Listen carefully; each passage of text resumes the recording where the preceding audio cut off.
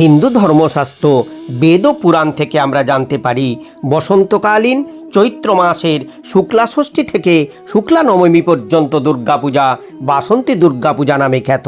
বস্তুত মাঘ মাস থেকে আষাঢ় মাস পর্যন্ত উত্তরায়ণকাল দেবতাদের দিন।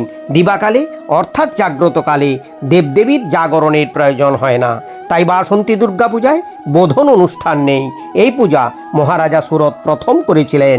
মহারাজা সুরতকে মনুত্ব প্রাপ্তির জন্য দেবীর আরাধনা করার নির্দেশ দিয়ে বাসন্তী পূজার মাহাত্ম্য সম্বন্ধে নারায়ণ ব্রহ্মবৈবর্ত পুরাণে বলেছেন, পূর্বকালে গোলকে রাসমণ্ডলে বসন্তকালে পরমাত্মা শ্রীকৃষ্ণ কর্তৃক দেবী প্রথমে স্তুতা হয়েছিলেন।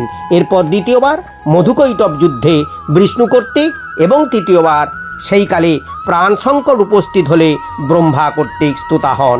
সে কারণে বাসন্তী দুর্গাপূজাও কোনো অংশে কম গুরুত্বপূর্ণ নয়। তাই বাসন্তী দুর্গাপূজার কাহিনী ভক্তি, ভালোবাসা, শ্রদ্ধা ও নিষ্ঠার সাথে শ্রবণ করুন। আর আজকের ভিডিওতে আমরা জানব বাংলা 1432 বঙ্গাব্দ, ইংরাজি 2026 সালে বাসন্তী দুর্গাপূজার পূর্ণাঙ্গ সময়সূচি কী এবং দেবীর কিসে আগমন, দেবীর গমন কিসে এবং এর ফল কি।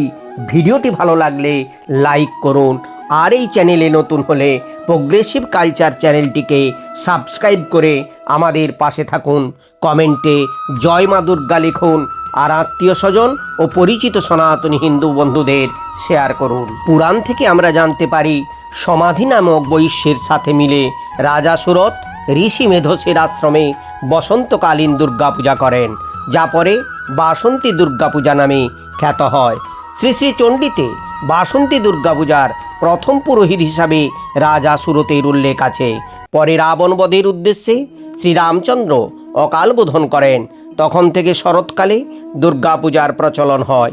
এদিকে দুর্গা সপ্তশতী, দেবী মাহাত্ম্য ও মার্কণ্ডেয় পুরাণে রাজা সুরতকে চিত্রগুপ্ত বংশীয় রাজা হিসাবে উল্লেখ করা হয়েছে। রাজা সুরত সুশাসক ও দক্ষ যোদ্ধা হিসাবে বেশ প্রসিদ্ধ ছিলেন।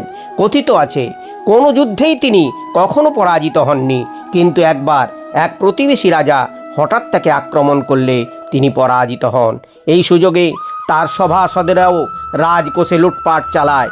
কাছের মানুষের এমন আচরণে স্তম্ভিত হন রাজা সুরত।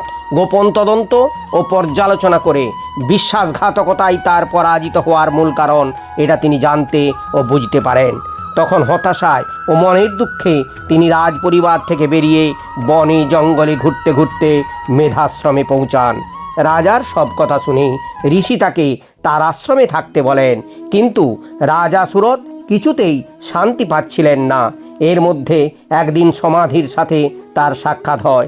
সেখানে তিনি জানতে পারলেন যে সমাধিকে তার স্ত্রী ও পুত্র বাড়ি থেকে তাড়িয়ে দিয়েছেন। তবুও সমাধি তার স্ত্রী ও পুত্রের ভালো কী করে হয় তা ভেবে চলেছেন। এরপর তারা দুজনে ঋষি মেধসের শরণাপন্ন হলে ঋষি বলেন সবই মহামায়ার ইচ্ছা। এরপর ঋষি মহামায়ার কাহিনী বর্ণনা করলেন। ঋষির উপদেশে রাজা সুরত কঠিন তপস্যা শুরু করলেন। পরে মহামায়ার আশীর্বাদ পেতেই বসন্তকালে শুক্লপক্ষে রাজা দুর্গাপূজা শুরু করেন। শুরু হয় বাসন্তী দুর্গাপূজা। এই পূজার অষ্টমীতে মা অন্নপূর্ণার বিশেষ আরাধনা এবং নবমীতে শ্রীরামচন্দ্রের জন্মতিথি রামনবমী হওয়ায় এই সময় শারদীয়া দুর্গাপূজার মতোই ভক্তি ভরে বাসন্তী দেবীর আরাধনায় সমধিক উৎসাহ দেখা যায়। উত্তর ভারতে রামনন্দী সাধুরা এই সময় প্রতিপদ থেকে নবমী পর্যন্ত রামচরিতমানস পারায়ণ করে থাকেন এবং নবমীতে পূর্ণাহুতি দিয়ে উৎসব সম্পন্ন করেন। সূর্য ও চন্দ্রের অবস্থান যোগে বছরে মোট 4টি নবরাত্রি পড়ে। তার মধ্যে শরৎ নবরাত্রি ও বসন্ত নবরাত্রির গুরুত্ব সর্বাধিক। অনেকেই ভক্তি, শ্রদ্ধা ও নিষ্ঠার সাথে এই দুটি নবরাত্রি পালন করে থাকেন। এখন আমরা জানব 2026 সালে বাসন্তী দুর্গাপূজার পূর্ণাঙ্গ সময়সূচি এবং মা কিসে আগমন করেছেন, কিসেই বা গমন করেছেন। আপনারা সকলে মনোযোগ সহকারে তা শ্রবণ করুন। মহাষষ্ঠী 9ই চৈত্র 24শে মার্চ মঙ্গলবার। ষষ্ঠী তিথি শুরু হচ্ছে 8ই চৈত্র 23শে মার্চ সোমবার রাত্রি 9টা 38 মিনিট থেকে, আর শেষ হচ্ছে 9ই চৈত্র 24শে মার্চ মঙ্গলবার সন্ধে 7:13। এই দিন অশোক ষষ্ঠী ব্রত, মতান্তরে কন্দ ষষ্ঠী। সায়ংকালে শ্রী শ্রী বাসন্তী দুর্গা দেবীর আমন্ত্রণ ও অধিবাত। মহাসপ্তমী 10ই চৈত্র 25শে মার্চ বুধবার। ওই দিন দিবা 8:43 মধ্যে শ্রী শ্রী বাসন্তী দুর্গা দেবীর নবপত্রিকা স্নান, প্রবেশ এবং স্থাপন, সপ্তমাদিকল্পারম্ভ ও সপ্তমীভিহিত পূজা প্রশস্তা। দেবীর নৌকায় আগমন, ফল শস্য বৃদ্ধি ও জলবৃদ্ধি, অর্থাৎ শস্যপূর্ণ বসুন্ধরা। শ্রী শ্রী দেবীর বাসন্তী যাত্রা রাত্রি 11:20 গতে 12:08 মধ্যে শ্রী শ্রী বাসন্তী দুর্গা দেবীর অর্ধরাত্রভিহিত পূজা। সপ্তমী তিথি শেষ হচ্ছে 10ই চৈত্র 25শে মার্চ বিকেল 4:49। মহা অষ্টমী 11ই চৈত্র 26শে মার্চ বৃহস্পতিবার।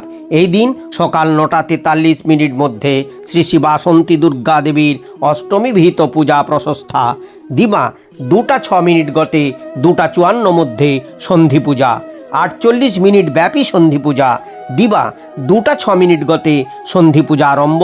দিবা 2:30 গতে বলিদান। দিবা 2:54 মধ্যে সন্ধি পূজা সমাপন। শ্রী শ্রী অন্নপূর্ণা পূজা। অষ্টমী তিথি শেষ হচ্ছে 11ই চৈত্র 26শে মার্চ বৃহস্পতিবার দিবা 2:30। মহানবমী 12ই চৈত্র 27শে মার্চ শুক্রবার। সকাল 8:41 মধ্যে শ্রী শ্রী বাসন্তী দুর্গা দেবীর নববিহিত পূজা এবং কেবল নবমী কল্পারম্ভ প্রশস্তা ও শ্রী শ্রী দেবীর বসন্ত নবরাত্রিক ব্রত সমাপ্ত। শ্রী শ্রী রামনবমী ব্রত পালন। নবমী তিথি শেষ হচ্ছে 12ই চৈত্র 27শে মার্চ শুক্রবার দিবা 12:21। বিজয়া দশমী 13ই চৈত্র 28শে মার্চ শনিবার। সকাল 7:10 গতে সকাল 9:42 মধ্যে শ্রী শ্রী বাসন্তী দুর্গা দেবীর দশমী বিহিত পূজা সমাপন্তে বিসর্জন প্রশস্তা এবং রামনবমী ব্রতের পারণ। দেবীর ঘটকে গমন, ফল ছত্রভঙ্গ। দেবীর কৃপায় সকলে ভালো থাকুন, সুস্থ থাকুন, দীর্ঘজীবন লাভ করুন। সকলে দেবীর পূজা আরাধনায় ব্রতী হন। জয় মা বাসন্তী দুর্গা দেবী।